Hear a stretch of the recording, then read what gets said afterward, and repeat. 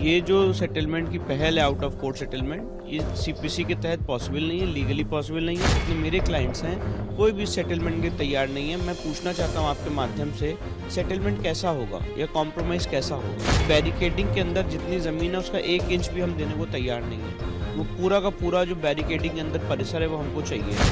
देखिए, इसकी कोई लीगल वैल्यू नहीं है और ऑर्डर 23 सीपीसी में ये क्लियर प्रोविज़न है कि जब तक सारी पार्टीज एग्री ना हो जाएं तब तक कोई कॉम्प्रोमाइज़ नहीं हो सकता है।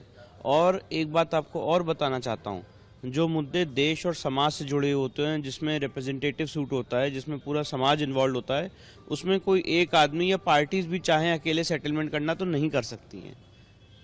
तो ये जो सेटलमेंट की पहल है आउट ऑफ कोर्ट सेटलमेंट, ये सीपीसी के तहत पॉसिबल नहीं है, लीगली पॉसिबल नहीं है।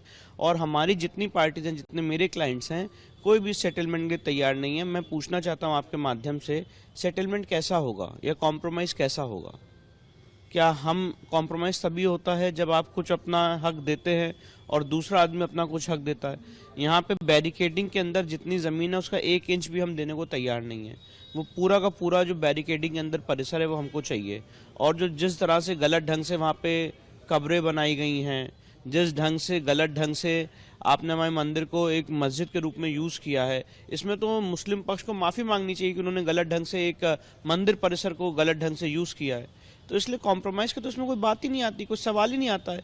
भगवान की संपत्ति के साथ मेरे को तो ये अनुमति नहीं है कि 1 इंच भी मैं कॉम्प्रोमाइज़ कर सकूं। तो ये लीगली पॉसिबल नहीं है और सैद्धांतिक रूप से भी पॉसिबल नहीं।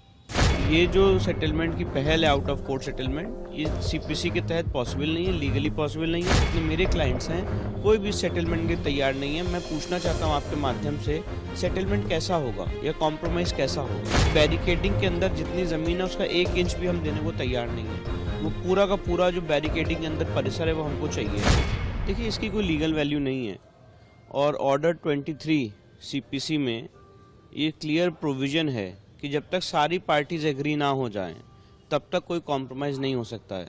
और एक बात आपको और बताना चाहता हूँ, जो मुद्दे देश और समाज से जुड़े होते हैं, जिसमें रिप्रेजेंटेटिव सूट होता है, जिसमें पूरा समाज इन्वॉल्व होता है, उसमें कोई एक आदमी या पार्टीज भी चाहें अकेले सेटलमेंट करना तो नहीं कर सकती हैं।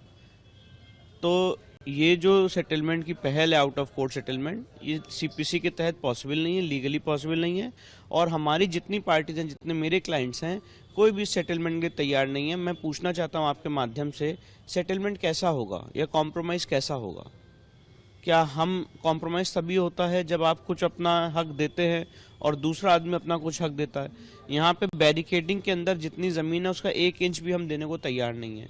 वो पूरा का पूरा जो बैरिकेडिंग के अंदर परिसर है वो हमको चाहिए। और जो जिस तरह से गलत ढंग से वहाँ पे कब्रें बनाई गई हैं, जिस ढंग से गलत ढंग से आपने हमारे मंदिर को एक मस्जिद के रूप में यूज़ किया है, इसमें तो मुस्लिम पक्ष को माफ़ी मांगनी चाहिए कि उन्होंने गलत ढंग से एक मंदिर परिसर को गलत ढंग से यूज़ किया है। तो इसलिए कॉम्प्रोमाइज़ का तो इसमें कोई बात ही नहीं आती, कोई सवाल ही नहीं आता है।